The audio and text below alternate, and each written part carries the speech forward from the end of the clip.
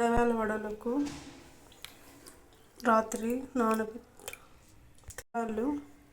2-3 hours నానబెట్టుకోవాలి.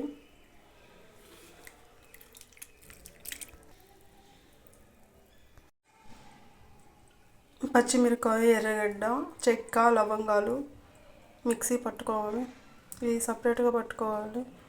సపరేట్గా పట్టుకుంటేనే taste బాగుంటుంది, ఫ్లేవర్ బాగా వస్తుంది.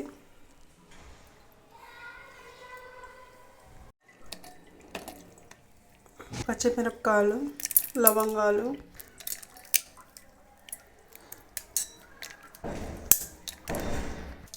సాల్ట్ వేసి మిక్సీ పట్టుకున్నాం.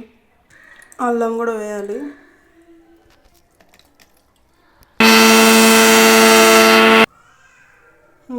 పట్టి ఒక బౌల్లోకి తీసుకోవాలి. అదే బౌల్లోకి శనగలు వేసుకొని ఇవి మిక్సీ పట్టుకోవాలి. ఇలా కచ్చా పచ్చాగా మిక్సీ పట్టుకోవాలి, ఎక్కువ నున్నగా లేకుండా. ఈ బౌల్లోకి వేసుకున్నాం.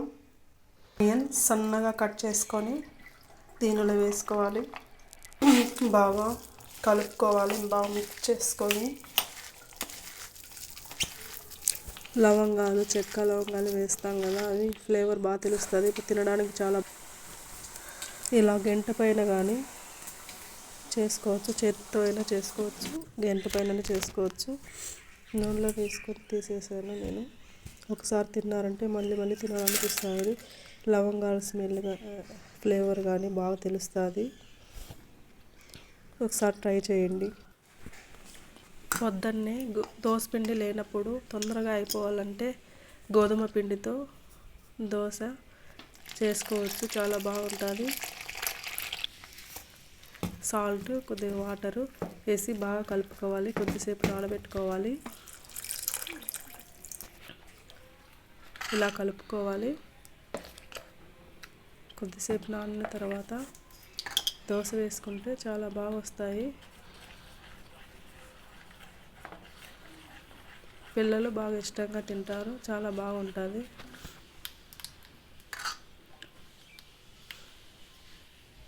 మనము ఎప్పుడు కావాలంటే అప్పుడు వేసుకోవచ్చు. దోసపిండి లేనప్పుడు ఫాస్ట్గా అయిపోతుంది, తొందరగా ఎప్పుడు కావాలంటే అప్పుడు వేసుకోవచ్చు.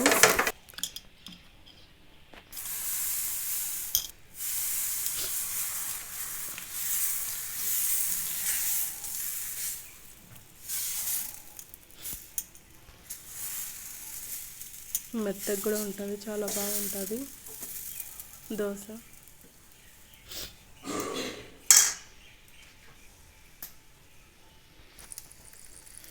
ఆయిల్ వేసుకొని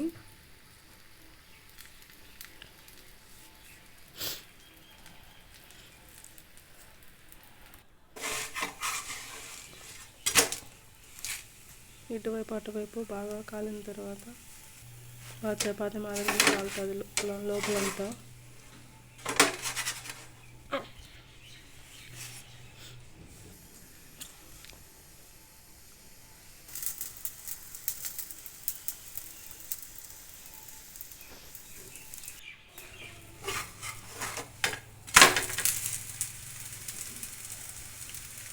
చాలా బాగుంటుంది, మీరు కూడా ట్రై చేయండి. చట్నీ చేసుకున్నాం, దాంట్లోకి శనగగింజలు, పచ్చిమిరపకాయలు, సాల్ట్ వేసి మిక్సీ పట్టుకొని చింతపండు వేసి మిక్సీ వేసిన తర్వాత ఎర్రగడ్డ వేసుకోవాలి. దోశలోకి బాగుంటుంది. చట్నీ వేసుకొని తింటే చాలా బాగుంటుంది, మీరు కూడా ట్రై చేయండి. ఇప్పుడు కావాలంటే అప్పుడు వేసుకోవద్దు, ఫాస్ట్గా అయిపోతుంది. దోసపిండి లేనప్పుడు ఎప్పుడన్నా తినాలనిపించినప్పుడు ఇలా చేసుకుంటే చాలా బాగుంటుంది, మీరు కూడా ట్రై చేయండి.